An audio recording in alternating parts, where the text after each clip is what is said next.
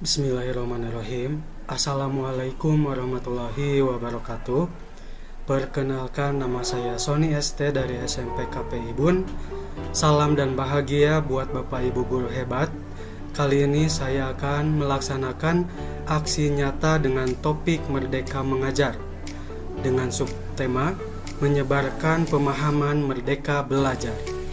Di sini terdapat 5 modul yang akan saya jelaskan. Modul yang pertama itu berisi mengenali diri dan perannya sebagai pendidik. Kemudian modul yang kedua ada mendidik dan mengajar. Kemudian modul yang ketiga ada mendampingi murid dengan utuh dan menyeluruh. Dan modul yang keempat mendidik dan melatih kecerdasan budi pekerti. Dan modul yang terakhir atau modul yang kelima yaitu pendidikan yang mengantarkan keselamatan dan kebahagiaan. Oke, kita langsung ke topik yang pertama, yaitu mengenali diri dan perannya sebagai pendidik. Apa peran saya sebagai guru? Tidak bisa dipungkiri bahwa peran pendidik amatlah penting bagi perkembangan murid. Sebagai pendidik, kita harus mengetahui peran penting kita dalam dunia pendidikan, khususnya pada pembelajaran yang kita lakukan. Kita harus berinovasi dalam mengembangkan pembelajaran yang menarik, inovatif, menyenangkan yang juga mengakomodasi konsep merdeka belajar. Penting sekali bagi seorang pendidik untuk terus mengembangkan kemampuan diri, baik secara keilmuan, pendalaman materi, serta inovasi pembelajaran, sehingga kita bisa berperan secara maksimal dalam mendidik siswa. Oke, kita ke topik yang selanjutnya, yaitu ingin menjadi guru seperti apa saya? Seringkali siswa terinspirasi dari ibu dan bapak gurunya. Tentu sebagai pendidik, kita ingin memberikan pengaruh-pengaruh yang baik di masa depan siswa. Kita harus memproyeksikan diri, menjadi guru seperti apa di masa depan, agar siswa bisa meneladani dari setiap sikap dan perilaku baik, serta pola pikir kita yang inovatif, dan menginspirasi dengan harapan mereka bisa menerapkan dalam kehidupannya. Saat ini, inovasi pembelajaran amatlah penting dalam menciptakan suasana belajar yang menyenangkan dan nyaman. Sehingga jika siswa nyaman belajar dengan kita akan lebih mudah dalam menanamkan karakter-karakter baik yang sesuai dengan profil pelajar Pancasila. Oleh karena itu, kita sebagai pendidik dituntut untuk selalu belajar dan berinovasi. Jadi kita yang menentukan ingin seperti apa kita di mata murid-murid kita. Oke, itu adalah modul yang pertama. Kita masuk ke modul yang kedua, mendidik dan mengajar. Kita bahas dulu untuk mendidik menyeluruh. Selama ini kita selalu yakin dan percaya bahwa sekolah dan pendidikan merupakan tempat bagi siswa untuk menyiapkan bekal dalam menghadapi masa depan. Pertanyaannya, apakah hal-hal yang kita lakukan setiap hari di ruang kelas bisa membantu murid menyiapkan masa depannya? Apakah praktik mengajar kita sudah cukup membantu siswa menyiapkan bekal itu? Sejauh mana kita bisa menginspirasi?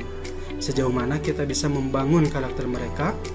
Untuk jawabannya, kita dapat melihat kembali aktivitas kita selama mengajar di kelas, kemudian dievaluasi dan ditingkatkan kembali. Atau mungkin dikembangkan lagi praktik-praktik baik dalam mengajar di kelas, hingga kita menemukan sebuah formula yang sesuai untuk digunakan dalam pembelajaran di kelas tersebut. Karena kita harus memahami bahwa setiap unik, sehingga satu metode mungkin cocok bagi sebagian siswa, namun belum tentu cocok bagi siswa lainnya.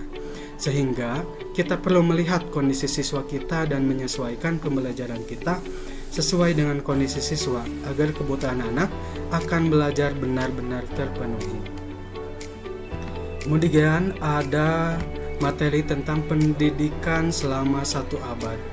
Pada materi ini kurang lebih hampir sama dengan materi yang pertama, yang intinya sejauh mana kita bergerak, kita belajar, kita berinovasi, kita mengembangkan diri dan pembelajaran untuk memenuhi kebutuhan belajar siswa, yang mana hakikat dari belajar adalah belajar tanpa henti. Sampai kapanpun kita akan terus belajar. Kemudian, materi yang terlahir menjadi manusia secara utuh. Manusia memiliki dua kebutuhan dasar, yaitu kebutuhan lahir dan batin. Pendidikan seyogianya dapat memenuhi kebutuhan tersebut. Bagaimana peran pendidik dalam memenuhi kebutuhan lahir dan batin peserta didik untuk mencapai selamat dan bahagia? Apakah cara mendidik dan mengajar kita sudah terpenuhi kebutuhan murid tersebut? Kemudian ada topik atau modul yang ketiga, yaitu mendampingi murid secara utuh dan menyeluruh.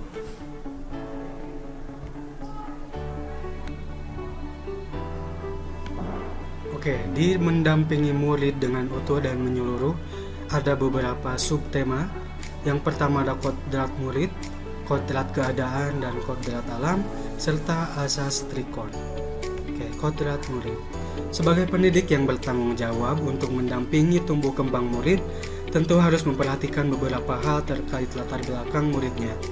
Dalam melakukan pembelajaran di kelas, perlu diperhatikan 3 hal terkait perbedaan latar belakang muridnya, yaitu kodrat keadaan, kodrat alam, dan kodrat zaman. Kodrat keadaan. Pendidikan itu sangat dinamis, menyesuaikan keadaan yang terus bergerak begitu cepat. Sebagai guru perlu mengantisipasi dan membaca arah perubahan tersebut. Lalu bagaimana kita sebagai pendidik bisa mengemudikan laju pendidikan yang sesuai dengan kodrat keadaan itu? Apakah cara mengajar kita sudah menyesuaikan dengan keadaan saat ini? Nah, di kodrat alam, setiap murid dilahirkan dengan kodrat alam yang berbeda-beda. Ada yang tinggal di perkotaan, pedesaan, pantai, gunung, dan lain-lain. Sebagai pendidik harus memahami kodrat alam dari masing-masing murid dan bagaimana memberikan pengalaman-pengalaman belajar sesuai dengan kodrat alam yang dimiliki siswa. Kodrat zaman. Perubahan zaman merupakan suatu hal yang tidak bisa kita cegah. Zaman berubah. Cara kita dalam mendidik dan mengajar pun harus dirubah, menyesuaikan dengan situasi dan perkembangan zaman. Sebagai pendidik, kita dituntut untuk bisa mendidik dan mengajar siswa sesuai dengan perkembangan zaman. Oke, di sini ada asas trikon. Asas trikon yang pertama adalah kontinuitas. Maksudnya tidak melupakan akar nilai budaya. Dalam pembelajaran selalu diselipkan nilai-nilai budaya positif yang ada dalam masyarakat. Asas trikon yang kedua adalah konvergensi. Maksudnya, pendidikan harus memanusiakan manusia. Dalam pembelajaran, guru harus menghargai dan memberikan apresiasi kepada peserta didik, sekecil apapun prestasi yang ditunjukkan. Kemudian, asas trikon yang ketiga adalah konsentris. Maksudnya pendidikan itu harus menghargai keberagaman dan memerdekakan siswa. Ini harus kita terapkan dalam pembelajaran. Dalam pembelajaran, guru harus menghargai keberagaman peserta didik.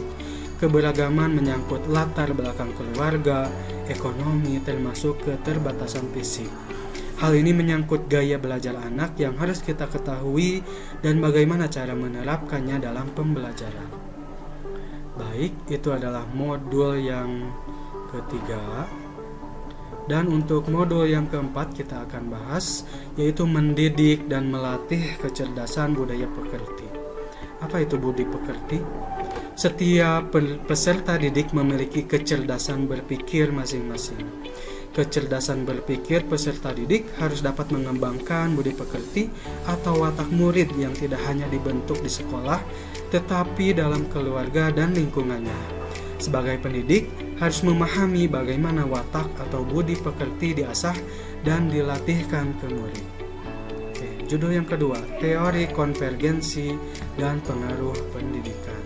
Teori ini berpendapat bahwa hal yang dominan dalam pendidikan anak adalah faktor bawaan atau hereditas. Dalam hal ini, setiap anak membawa potensi yang diperoleh secara genetis dari pendahulunya, termasuk ayah dan ibunya. Fungsi pendidikan adalah mengembangkan potensi bawaan anak yang positif dan menyamarkan potensi bawaan anak yang negatif. Jadi kita harus menyamarkan potensi yang negatif. Kemudian ada di modul yang terakhir, pendidikan yang mengantarkan keselamatan dan kebahagiaan. Ada 2 materi, yaitu mengantarkan murid selamat dan bahagia dan menciptakan lingkungan pembelajaran terbaik murid. Kita bahas materi yang pertama. Dalam materi mengantarkan murid selamat dan bahagia ini, ada 3 poin penting yang kita pelajari, yaitu selamat dan bahagia, sistem Among, dan merdeka belajar abad 21. Selamat dan bahagia. Pendidikan seharusnya dapat mengantarkan peserta didik untuk keselamatan dan kebahagiaan hidupnya. Pendidik tidak hanya mengajarkan materi pelajaran, tetapi mendorong murid untuk menemukan pemahaman bermakna yang relevan dengan kehidupannya. Kita ke poin yang kedua, ada sistem Among. Sistem Among yang diciptakan Ki Hajar Dewantara, yaitu Ing Ngarsa Sung Tulada, Ing Madya Mangunkarsa, dan Tuntuwuri Handayani. Ing Ngarsa Sung Tulada berarti sebagai pendidik harus bisa menjadi tauladan yang baik terkait sikap dan budi pekertinya sehari-hari terhadap peserta didik. Ing Madya Mangunkarsa berarti sebagai pendidik harus bisa membangun semangat kepada peserta didik untuk giat belajar dan berbuat kebaikan.